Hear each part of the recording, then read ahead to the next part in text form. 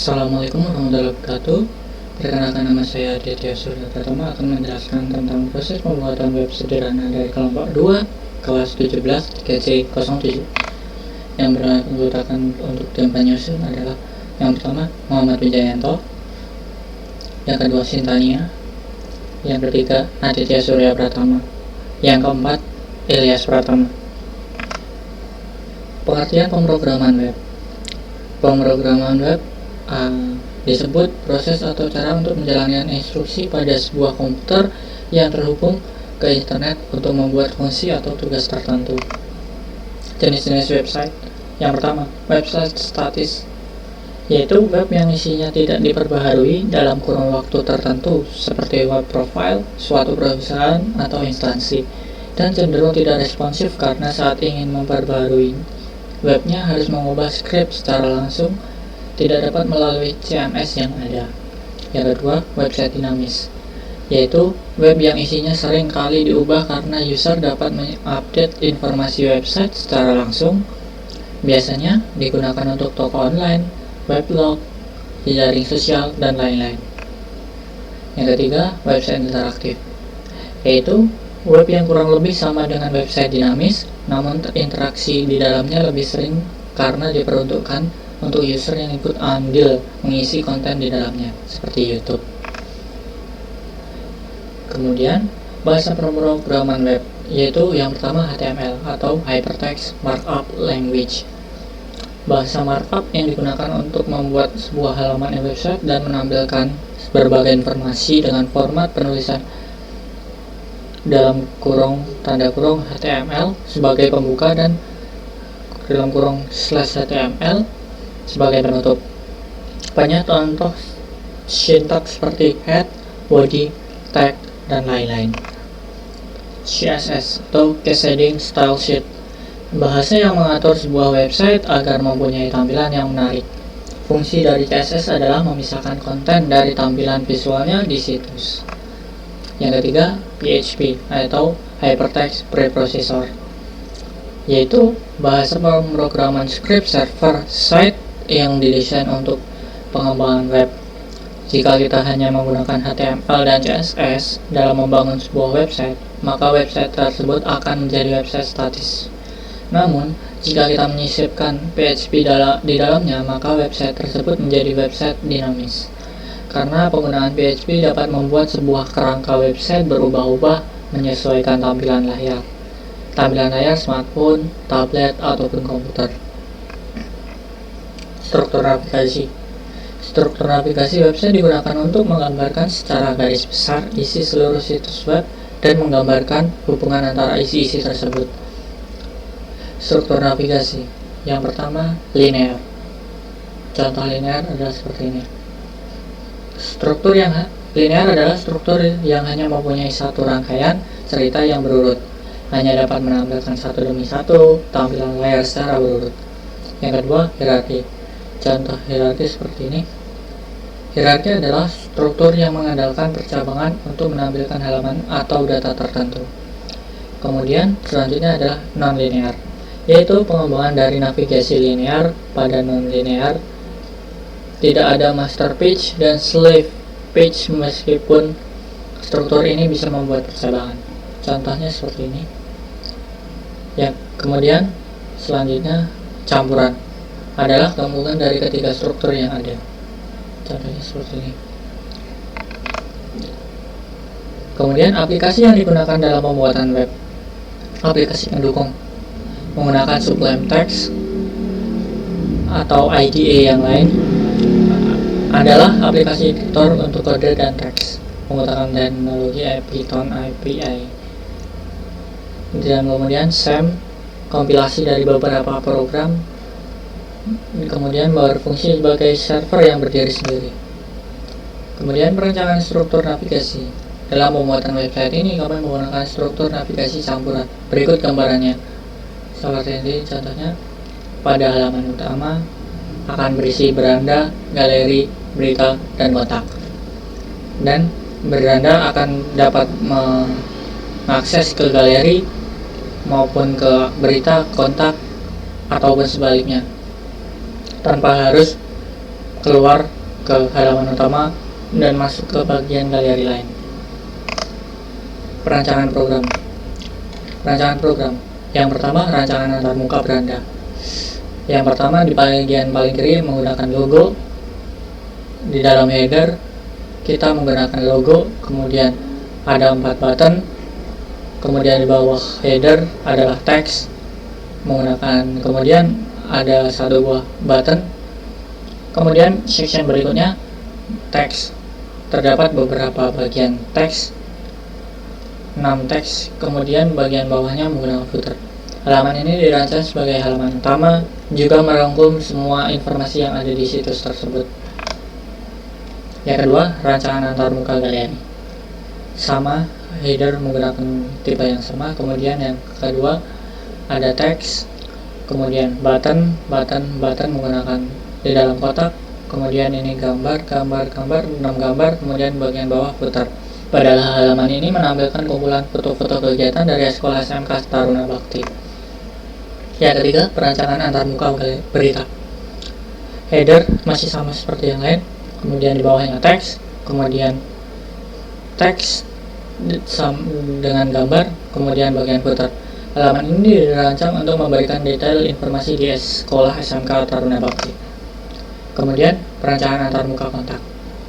Header masih sama, kemudian di bawahnya akan ada teks 1, teks 2, teks 3, teks 4, dan kemudian akan ada form input, kemudian bagian bawah button, bawahnya lagi maps, kemudian footer. Halaman ini dirancang sebagai feedback bagi pengunjung dan juga mengarahkan pengunjung ke beberapa sosial media dari Sekolah SMK Taruna Bakti. Implementasi program. Contoh halaman antarmuka beranda. Ada logo, ada teks yaitu beranda, galeri, berita, dan kotak. Kemudian akan ada kata pembuka, kemudian ada 1 buah tombol about me, dan ke pengertian yang lain. Yang kedua, halaman antarmuka galeri. Halaman antarmuka galeri untuk header akan sama, kemudian di bawahnya ada judul, kemudian ini adalah tombol sebenarnya bisa diklik, dan kemudian di bawahnya gambar. Antarmuka berita, header masih sama, kemudian judul berita teks terbaru, kemudian ada judul-judul dari berita-berita tersebut. Kemudian halaman antarmuka kontak seperti ini, ada kontak us dan nama dari sekolah. Kemudian di bawah bagian bawah menggunakan font. Terima kasih.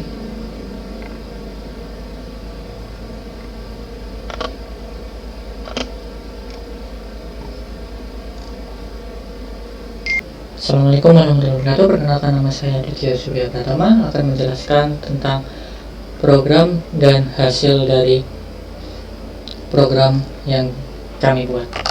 Pertama-tama, buka terlebih dahulu IDE atau Text Code Editor. Saya akan menggunakan VS Code.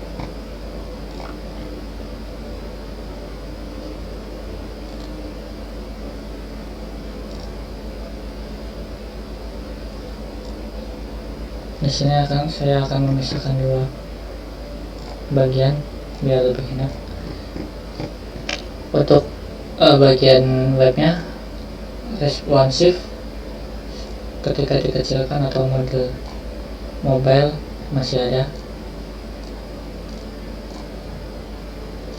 dan muncul navbar dan kita bisa mengklik satu persatu, ataupun keadaan mode setengah layar akan muncul satu persatu. Kemudian di bagian pertama adalah header yaitu ada logo.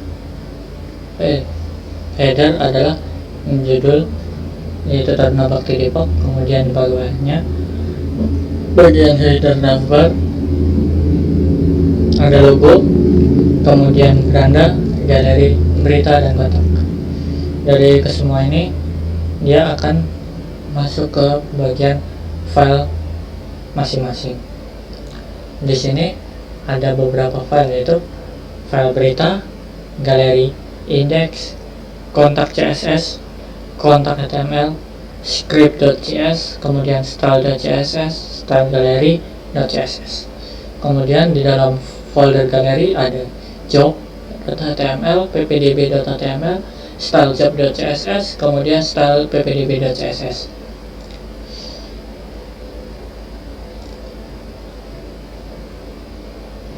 Contohnya, bila kita mengklik bagian galeri, maka akan langsung masuk ke bagian galeri.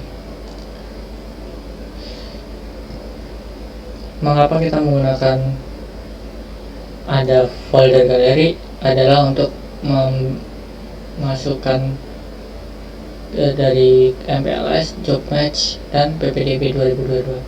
Contohnya, bila saya klik ke job match, dia akan berbeda, kemudian ppdb juga akan berbeda. Bila kita mau ke main menu, kemudian klik bagian beranda. Isi dari beranda yaitu seperti ini. Dari atas bagian navbar, kemudian greeting, ada tombol atau button, kemudian teks, kemudian icon. Ini adalah spasi dari menggunakan gambar. Kemudian ini adalah struktur organisasi, ada beberapa yang bisa dimasukkan. Kemudian di bagian bawah Taruna Bakti Depok. Kemudian ini adalah footer. Untuk di bagian galeri seperti ini adalah di bagian MPLS, tambahkan hover, ada beberapa foto. Kemudian di bagian bawah adalah footer. Untuk bagian job match seperti ini, kemudian ppdb 2022 sama juga. Kemudian kita masuk ke bagian berita. Bagian berita seperti ini. Di sini file di dalam berita.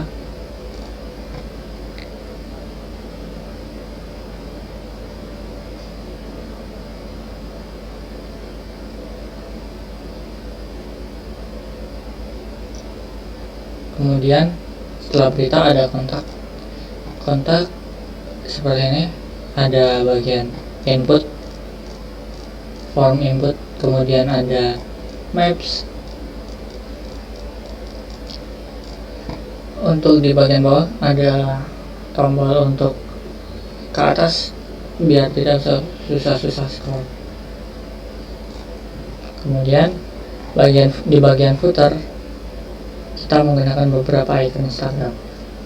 Di sini kita mengacu ke dalam Instagram masing-masing pembuat, itu singkatnya akan langsung direct ke bagian Instagram. Kemudian ada official SMK Taruna Bakti Depok, masuk ke official dari YouTube mereka.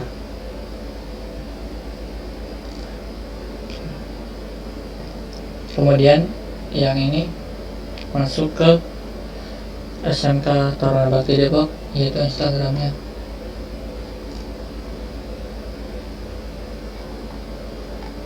Di sini saya akan mengganti dari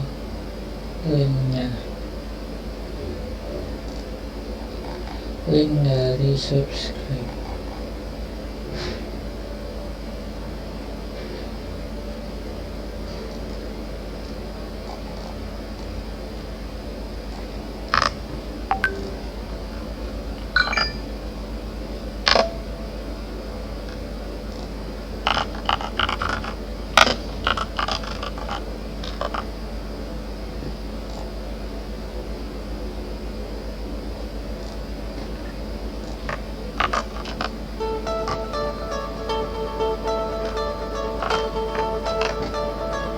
Sudah save, kemudian bila diklik dia akan direct ke bagian web YouTube dari SMK Taruna Bakti Depok.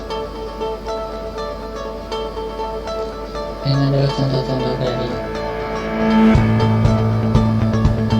codingan. kemudian di bagian CSS ini untuk CSS semua, seluruh CSS. SMK Taruna Bakti Depok adalah salah satu sekolah IT terbaik di Depok. Didirikan pada tanggal 16 Juli tahun 2004. Pada tahun kelima berdirinya SMK Taruna Bakti Depok dengan sarana yang lengkap serta prestasi yang diraih oleh SMK Taruna Bakti, yaitu memperoleh nilai akreditasi sekolah dengan nilai A, serta memperoleh rekor muri dalam bidang teknologi informasi dan komunikasi. CSS dari PPGB. Menghasilkan lulusan yang kompeten, mengalami dan berkembang, mendapat SMK